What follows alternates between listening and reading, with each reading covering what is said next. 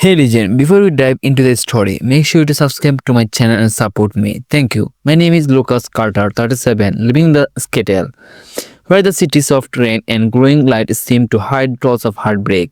I'm a real estate entrepreneur who built my empire of nothing, rising over past filled with pain. To understand who I am now, I need to take you back to Franklin, Pennsylvania. The small town where I grew up, where memories of a childhood, both beautiful and brutal, still linger in my dreams. Franklin in the 1980s was a quiet place with trees, shaded streets, and charming wooden homes.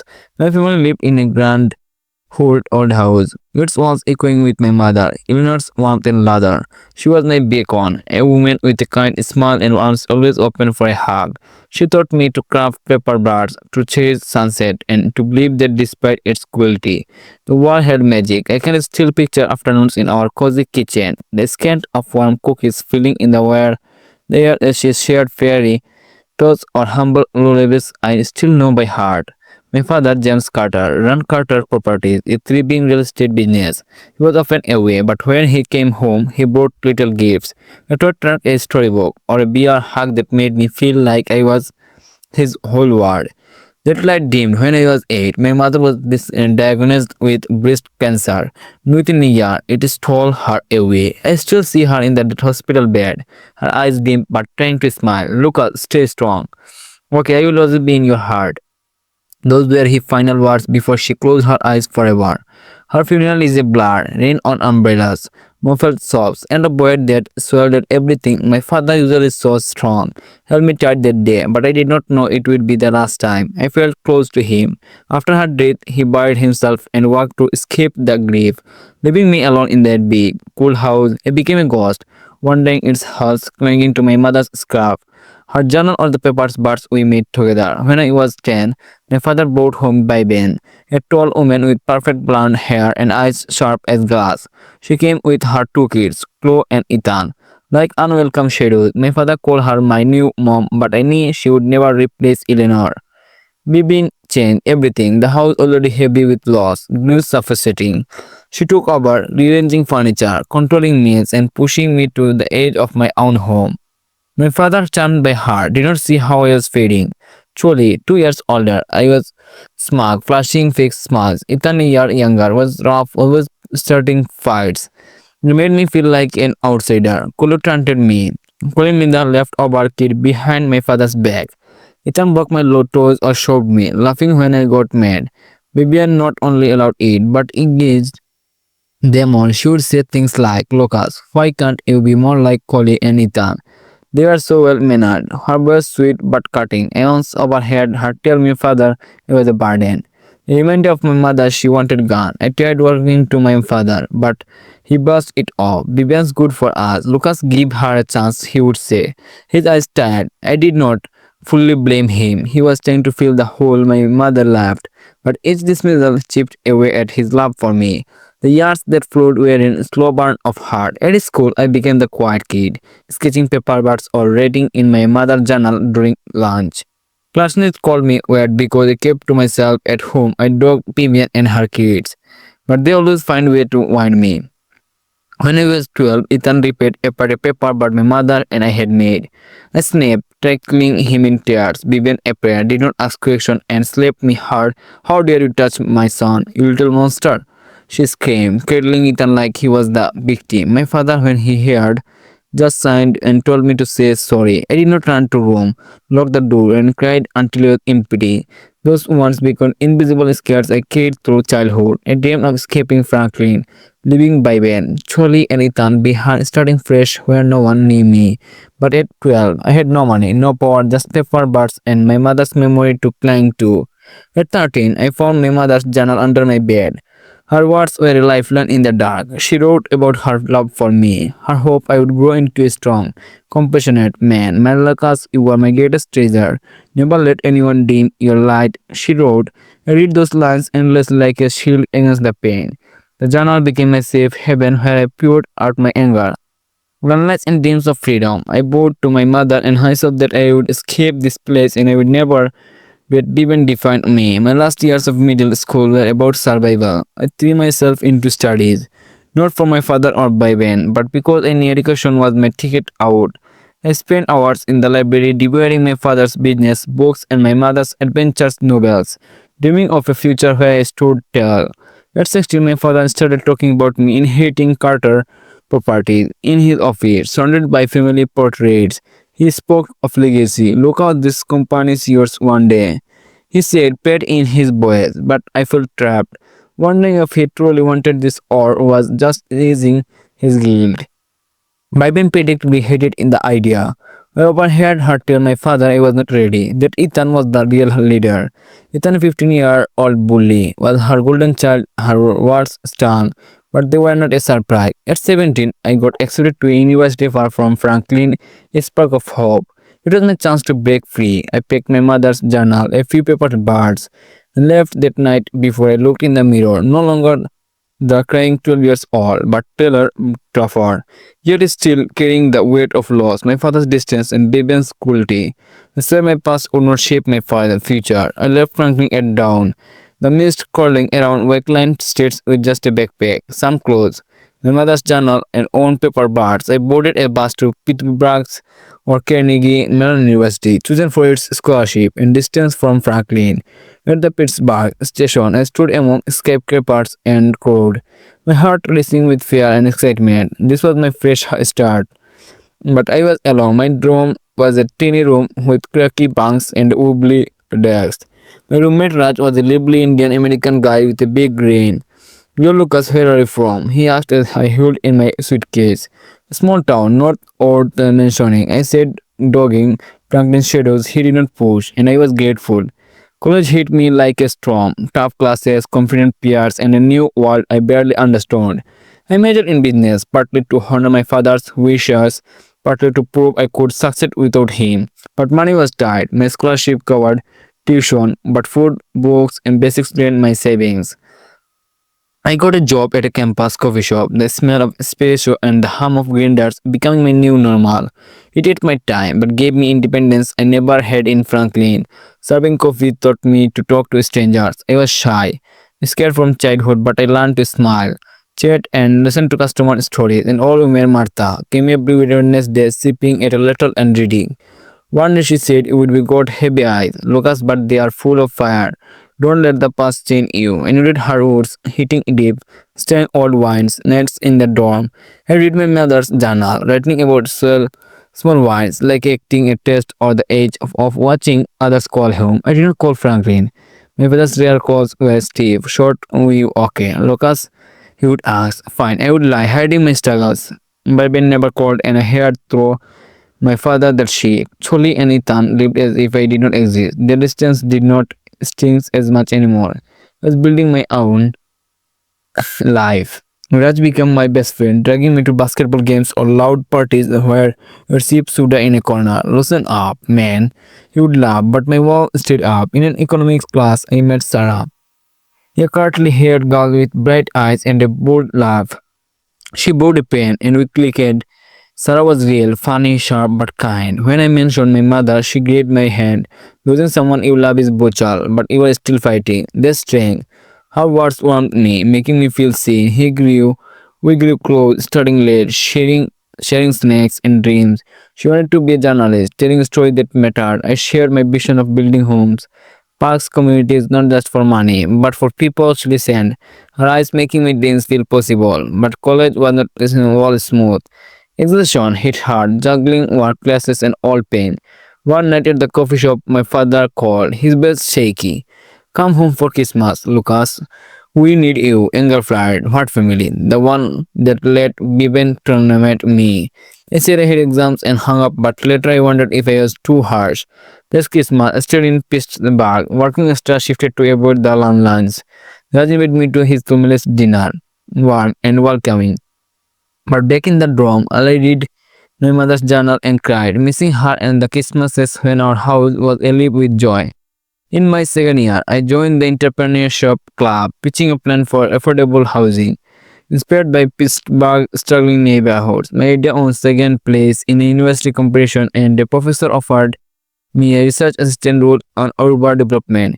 It was a turning point. I felt I could be more than the kid Babian pushed aside. Then came a letter from Vivian, cool and blunt, saying, "My father wanted me to Carter Properties after graduation. James thinks you would be got potential, though I doubt it." She wrote. I tore it up, furious she would never replace my mother and I would not let her control my future. I decided I would never work for Carter Properties. I would carve my own path. College flew by. I worked multiple jobs, waiting tables, tutoring, saving energy. Every cent of independence saw still close. And sometimes I wonder if I felt more for her, but my past kept graduate, my heart guarded. And graduation, my father did not show, sending just a card and check I never cashed. I was not angry, just sad knowing the gap between us was too wide. I left this bug with a degree and a dream to build sustainable communities in a new city. Maybe settle or boost on. But life, as my mother once said, pulls you back to what you were running from. Weeks after graduation, my father called Aunt Lucas, come home. Carter Properties needs you. I wanted to refuse to scream. I did not need his company. But part of me still craved his approval. Against my guard, I agreed, said goodbye to Pittsburgh and Sarah, and I returned to Franklin.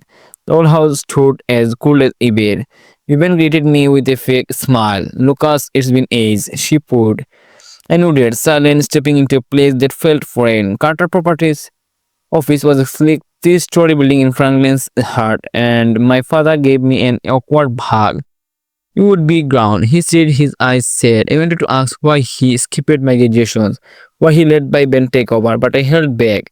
He introduced me as the future head of the company, but Ethan, now 22 and smug, worked in development like Vivian's doing, Charlie 25 and polished, handled PR. Vivian had not acted but hovered over every meeting pulling strings. I started as a junior project manager, a test my father said, but Vivian and Ethan gave me grunt work, filling the errands, reports like I was nobody. I swallowed my pride, studied the company's projects, and saw how Vivian had shifted it from my father's vision of community-focused development to flashy, profit-driven condos and malls. I pitched ideas for affordable housing and green spaces, but Vivian and Ethan shot them down. You are too green, Lucas, Ethan sneered. We need profits, Vivian added, smiling coolly. My father stayed quiet, his silence cutting deeper than their words. Things boiled over at a meeting about luxury resort Ethan and Vivian pushed, which meant tearing down a low-income nearby hood. I stood, breath shaking but clear, and pitched renovating the area of affordable homes and jobs. This is not just about money, it's about people. I said the room went still. I looked to my father, but he sighed. Lucas, you are idealistic. Ethan's plan is said. Ethan smacked it. Vivian clapped like it was a show and I stormed out, slamming the door. Get me a call, Sarah. I don't belong here. I choked out. You don't need to the approval. Lucas, she said you are enough. Her words helped, but the betrayal stunned. I debated leaving, but wanted to save Carter Properties to honor my father's original dream. One morning I found him slumped over his desk, holding a photo of my mother. Lucas, I'm sorry, he whispered. I have not been the father you needed. I saw the man who once loved me, but the pain was too deep to hug him. I nodded and left, torn between heart and hope. In another meeting, Ethan mocked my ideas publicly. Vivian laughed and my father said nothing. I snapped, if this is how you even run things, I am done. I told my father and walked out. That night I packed, wrote him a letter saying I was not angry but needed my own path and left Franklin at dawn. Feeling free but heavy, I drove 4 days, unsure where I was headed, sleeping in cheap motel. Finally, I chose Seattle, far from Franklin, a place to start fresh. Settle sea air and coffees and streets felt like a new beginning.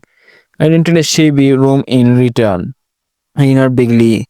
The walls spilling, horns blaring at night. My saving ran so I took job at Green Horizon, a small real estate firm focused in affordable housing.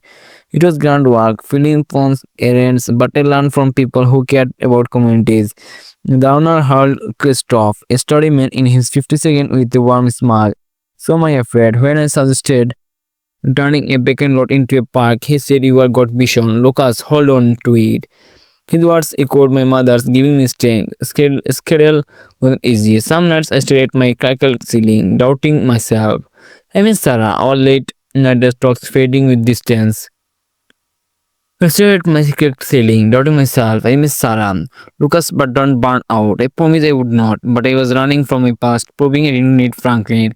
I worked tirelessly at Green Horizon, learning markets, negotiating, and building community ties. Our first big project, affordable homes for low-income families, was a success. Seeing families move in brought joy. I never felt in Franklin, but investors often called me a knave of prioritizing sustainability over profit. The market wants money, not dreams, one said. I smiled but burned inside. I would not become like Bibian to stay afloat. About 10 weekends dealing with rowdy crowds. One night a patron story about an absent father hit too close to home, making me wonder if my father ever read my letter.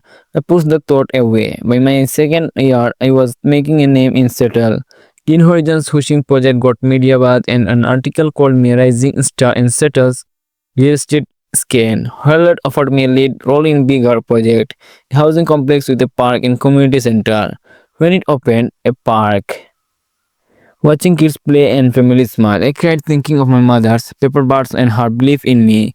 Then came a call that pulled me back. A nurse caring for my father in his final days said, Mr. Carter, your father passed. I need to meet you. There's something you must know. My heart stopped. My had not anyone told me what secrets. I flew to Franklin, unsure but resolute, at the funeral home. The air smelled of light and cold and sharp. Familiar faces all in place. Neighbors avoided my gaze. Vivian Choli and Ethan stood by my father's casket. Vivian still pushed, sneered. What are you doing here, Lucas? Her breast dripped venom. I'm hair of my father, I said firmly. I belong here. She stepped closer. You wanted James this family. You think you can vault in for the money. Ethan chimed in. You are after in the inheritance. Ha! Dad did not need you. I clenched my fists but stayed calm. I'm not here to fight. I said, moving toward the casket. Vivian blocked me. You are not family anymore. She hissed. You don't get to decide that. I shot back. Call the police if you want, but I am staying. She froze and stepped aside. I raised my father's casket, his face pale, peaceful. I'm sorry, Dad. I whispered, tears burning.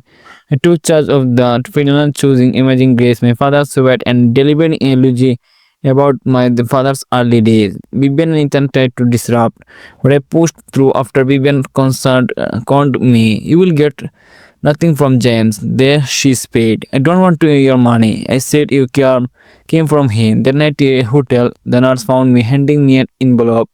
Your father wanted me to have this, she said. Be careful. Someone want to know. Instead, it was a letter from my father and notarized well. His words broke me. Lucas, I'm sorry I let you suffer. Vivian manipulated me, kept us apart. He revealed she would died, lied, saying I hated him. He forced a fake while cutting me out. The real will left everything. House, cars, Carter, properties to me. He had recorded we have been plotting to sell company assets to a rebel. Amount whole for personal gain. Rage and grief consumed me, but I knew I had to act.